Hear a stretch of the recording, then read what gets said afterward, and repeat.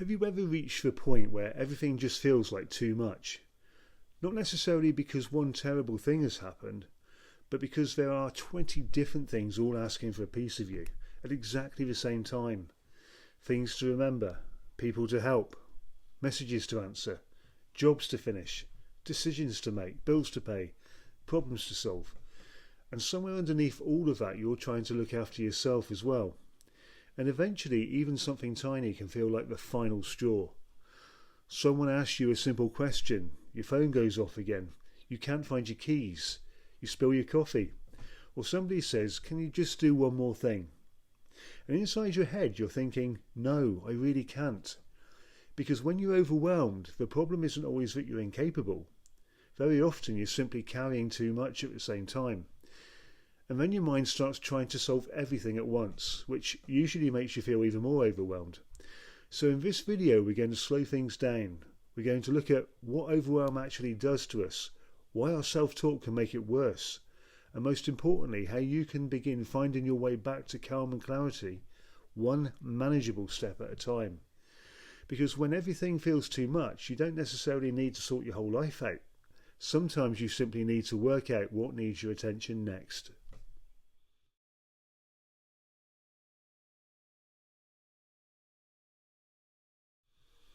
Hi, I'm Dave and welcome to Dave's Mindcraft. This is a space where we explore how to build a healthier relationship with your mind and with your life, particularly when you're someone who cares deeply, thinks deeply, and perhaps overthinks deeply, and occasionally discovers that your brain has opened approximately 47 tabs and no one seems to know where the music is coming from. And if that sounds familiar, you're in very good company.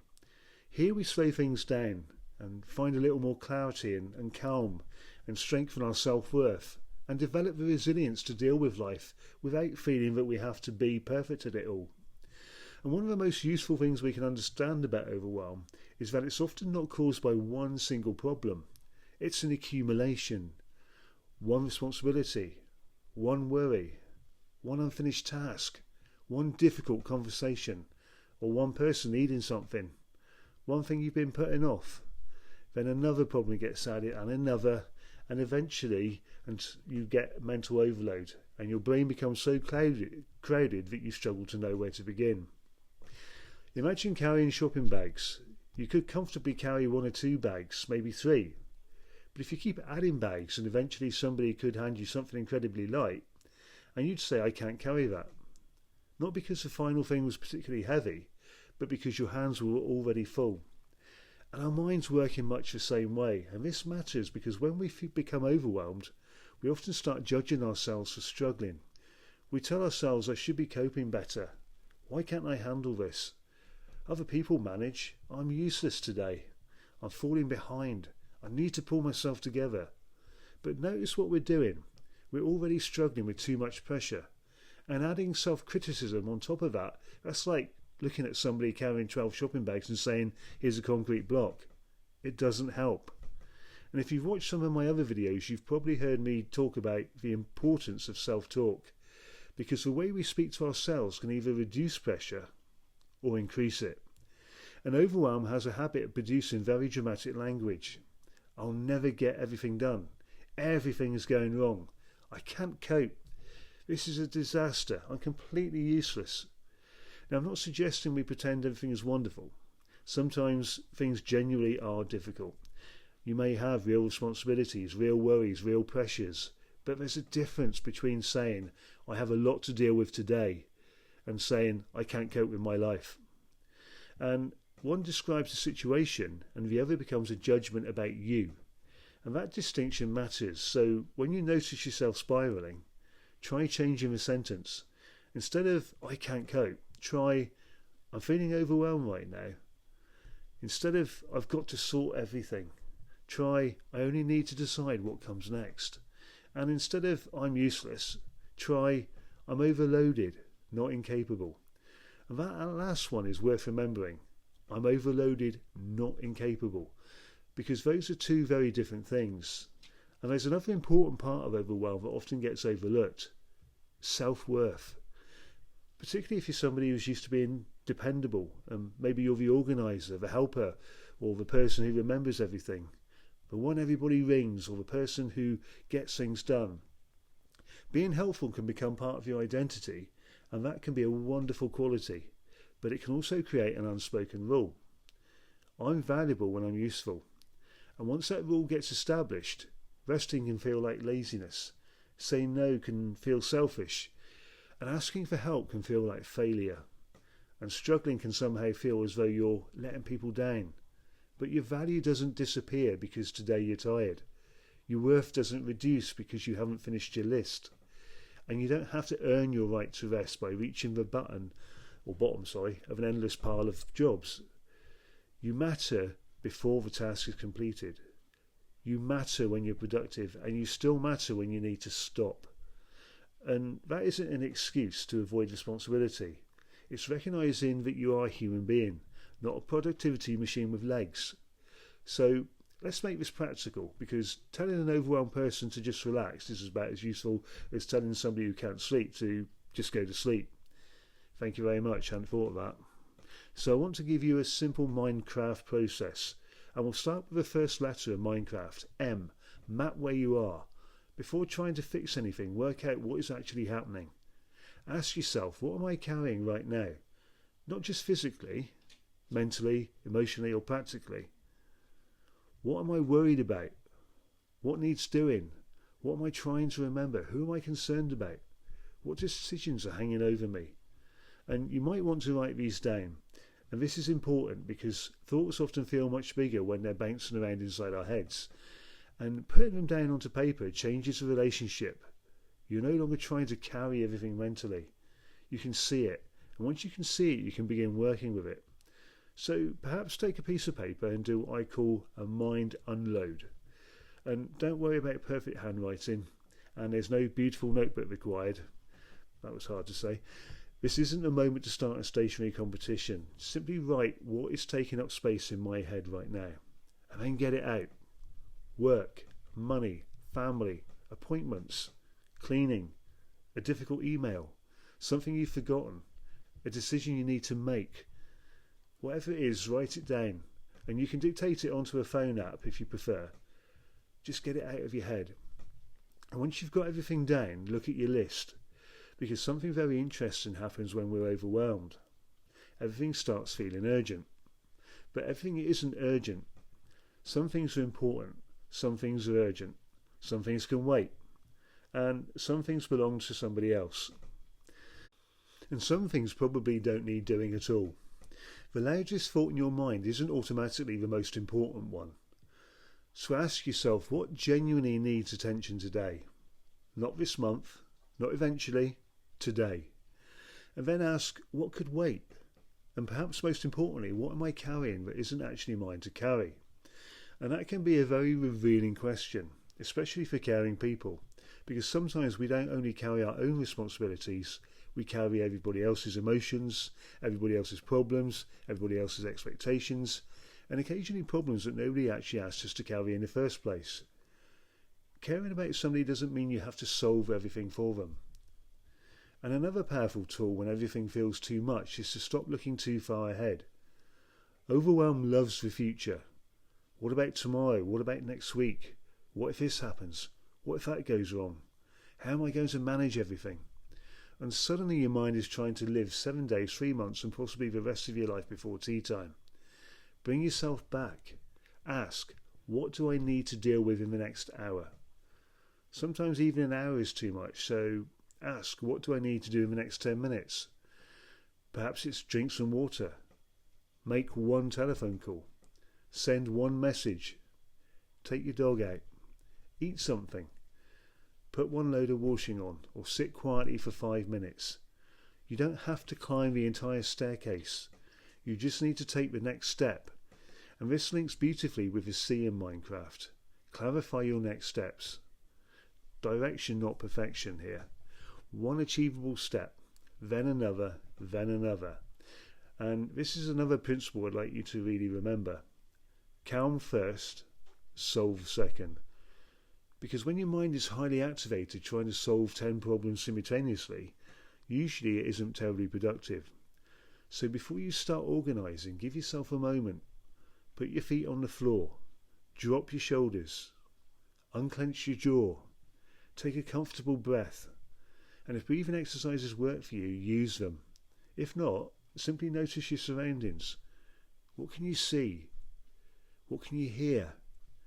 What can you physically feel? And bring your attention back into the room you're actually in. You're reminding your mind, I am here. This is now. I don't have to solve everything in this exact second. Even 60 seconds can create a little bit of space for you. And when we create space, we often regain perspective. So give yourself permission to pause. This can be difficult, particularly if your instinct is always to keep going. Sometimes we think, if I stop, everything will get worse. But there comes a point where continuing to push doesn't increase productivity. It reduces it. You read the same sentence 4 times. You walk into a room and forget why you're there. You start 5 jobs and finish none of them. Or you become irritated by completely innocent objects. Suddenly the printer has become a personal enemy. And that may be your signal. Not that you need to try harder, but you need to pause. 5 minutes, 10 minutes. A walk outside, a cup of tea. Some quiet. A change of environment, maybe a proper meal. Sometimes the most productive thing you can do is temporarily stop producing. And then nurture your mindset. What do you need right now from yourself when you're struggling? More criticism, more pressure, more impossible expectations? Probably not. You may need encouragement, patience, perspective, support. Perhaps ask yourself, if somebody I cared deeply about felt exactly as I do, how would I speak to them? What would you say? You're pathetic, why haven't you sorted this out? Probably not. You might say, you've got a lot going on. Take one thing at a time. You don't have to do everything today. Let me help. So, why should the voice inside your own head be less compassionate than the voice you would offer somebody you love or care about? Self-kindness isn't a weakness. It can actually help us recover our ability to think clearly. And something else that helps overwhelm is reducing choice. When your brain is already overloaded, even small decisions can become tiring. What should I eat? What should I do first? Should I answer this? Should I go there? Should I do that? So simply choose 3 priorities, not 15, 3. And if you're really struggling, choose 1. You might say, if I only managed one useful thing today, what would make the biggest difference? And do that first. Then reassess. And this is where we sometimes need to let go of the fantasy that everything deserves our best effort simultaneously. It doesn't. Some things need excellence. Some things need good enough. And some things genuinely need to be left until Thursday. And another Minecraft principle that becomes very important here is reach out and resource yourself. You don't have to do everything alone. Who could help? Who could you delegate to? What could you delegate? Who could you talk to?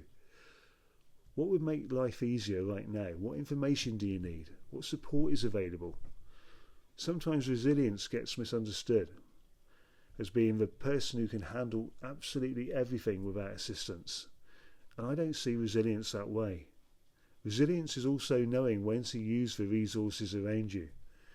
A strong person can ask for help. A capable person can say, I can't manage all of this by myself today.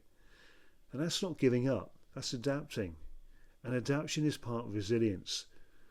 And there's a question I'd like you to keep in mind. When everything feels too much, ask, what would make today 10% easier? Not perfect, not completely fixed, 10% easier. Perhaps somebody else could make dinner. Perhaps one appointment could be rearranged. Perhaps you could stop answering messages for an hour. Perhaps you could ask somebody to help with one task. Perhaps you could lower one expectation. Or perhaps you simply need 20 minutes of quiet. 10% matters because when we're overwhelmed, we often look for a 100% solution. And because we can't find one, we do nothing. But small release still counts. And finally, when you're in the middle of an overwhelming day, your mind can convince you that this feeling is permanent. And it isn't. Think about difficult days you've already experienced. Times when you didn't know how something would work out. Times when you felt stretched, tired, uncertain, worried, and yet somehow you move through them. Maybe not elegantly, maybe not perfectly. Perhaps occasionally with a cup of coffee in one hand and absolutely no idea what you were doing in the other. But you got through, and that matters, because resilience isn't never feeling overwhelmed. Resilience is developing the ability to notice overwhelm, respond to yourself differently, and use the tools available to you, and gradually find your footing again. And every time you do that, you're strengthening something. You're learning, I can feel overwhelmed without becoming completely lost in it. I can pause, I can reassess, I can ask for help. And perhaps most importantly, I don't have to be perfect to be okay. So before we finish, here's the whole process in a simple form. When everything feels too much, first pause. Don't immediately try to solve everything. Second, map it. Write down what is actually taking up space in your mind. Third, separate it. What is urgent? What can wait? What isn't yours to carry? Fourth, calm yourself. Bring your attention back to the present moment. Fifth, choose one step, not the entire solution. One step. Sixth, change your self-talk. Remind yourself, I'm overloaded, not incapable. And seventh, resource yourself. Ask for help, delegate, use the support available, and finally ask, what would make today 10% easier? And that's enough. You don't need a flawless plan. You need a little space, a little clarity, and somewhere to begin. And if everything feels too much today, I'd like to leave you with this. You don't need to carry tomorrow today. You don't need to solve every problem at once. You don't need to prove your worth by exhausting yourself. And you certainly don't need to criticise yourself for finding something difficult. Slow it down. Come back to where you are and take the next manageable step. Then another, when you're ready. Because sometimes progress doesn't look like charging forward. Sometimes progress looks like slowing something down. Taking a breath, regaining your footing, and saying, I don't have to do everything now. I only need to decide what comes next. And if that's all you manage today, that's still movement. That's still mindcraft. And if this video has helped you, perhaps share it with somebody who's carrying a little too much at the moment. And if you'd like more videos about calming an overwhelmed mind, building your self-worth and developing resilience and creating a healthier relationship with your thoughts and your life, you're very welcome to subscribe and enjoy me on my channel. Thank you for being here. Take good and kind care of yourself, and I'll see you in the next video. Bye for now.